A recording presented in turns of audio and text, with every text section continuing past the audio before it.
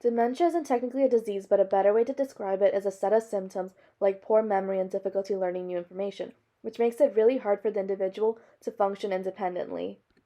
Usually, dementia is caused by some sort of damage to the cells in the brain, which could be caused by many diseases. Alzheimer's disease, also known as AD, is the most common cause of dementia. AD is known as a neurodegenerative disease, which means it causes a loss of neurons in the brain, particularly in the cortex. This leads to the symptoms of dementia. Although the cause of AD isn't completely understood, it is known that the two major factors of AD are plaques and tangles. Here we got the cell membrane of a neuron in the brain. In the membrane, you got a molecule called amyloid precursor protein, also known as APP. One end is in the cell, while the other is on the outside of the cell. It is known that this molecule helps a neuron grow and repair after an injury. Just like other proteins, it gets used and over time gets broken down and recycled. Normally, it gets chopped up by an enzyme called alpha secretase, and the other is the enzyme called gamma secretase. This chopped up peptide is soluble and goes away, and everything works out perfectly.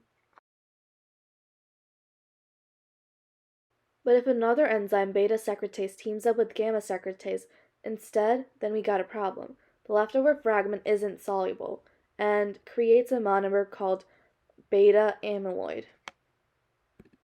This monomer tends to be sticky and bind together just outside the neuron and form beta amyloid plaques, which are clumps of amyloid beta. These plaques could get between the neurons and disrupt signals between neurons. If the brain cells can't signal, then brain functions like memory could end up getting impaired, which could eventually turn into inflammation, which might damage surrounding neurons. Another important factor of AD are the tangles, which are found in the cell. Just like other cells, neurons are held together by their cytoskeleton, which is partly made up of microtubule. A special protein called TAU makes sure that the microtubule don't break apart. It's thought that the beta amyloid plaque outside the neuron initiates pathways inside the neuron, which leads to the TAU protein to stop supporting the microtubule and start supporting other TAU proteins, leading to neurofibrillary tangles. Neurons with tangles and non-functional microtubules can't signal as well.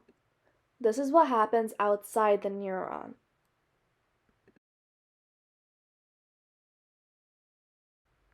This leads to apoptosis, or programmed cell death.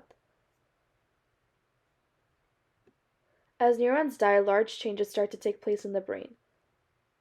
Alzheimer's disease can be spread into two groups, sporadic and familial. Sporadic counts for the vast majority of cases, which is 90 to 95%, and is the group I'll be talking about. Sporadic is used to describe the late onset type, where the cause is most likely genetic and environmental risk factors. The risk increases with age, affecting around 1% of people between ages 60 to 65 and 50% over the age of 85.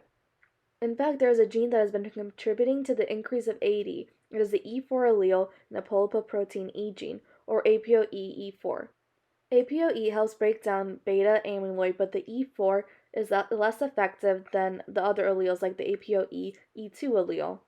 Researchers have shown the risk of developing AD increases for patients that inherit one E4 allele and increases even more for patients who've inherited two alleles. Symptoms of AD worsens as plaques and tangles build up and damage to the neurons increases.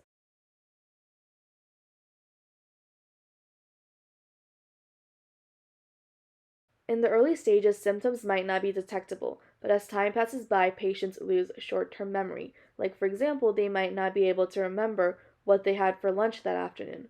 They then progress to loss of motor skills, like writing or eating, and also language becomes affected, making it more difficult to communicate. They also lose long-term memory, like forgetting the name of their spouse. And as it continues progressing, it becomes more dangerous because they become disoriented, which can make them wander from home and get lost. In the late stages, they get bedridden, and the common cause of death is infection like pneumonia. For the treatment of AD, there has been no cure founded yet. But There has been a research that indicates that if you had the APOE4 allele, it can give superior visual working memory to unimpaired older people and even people in the preclinical stages of Alzheimer's. Although E4 carriers are at a higher risk of developing AD than non-carriers, evidence suggests that E4 carriers might have some advantages. 23 researchers in UK assessed the effects of APOE, E4, and beta amyloid pathology. In a population-based cohort born in 1 week in 1946, 398 people had opposing effects on object identification, predicting better, recalling information, and recalling locations more accurately.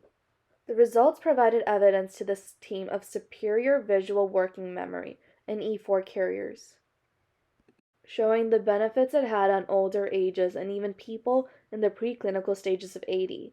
This brings me to my claim that the E4 gene does give better visual working memory to older people.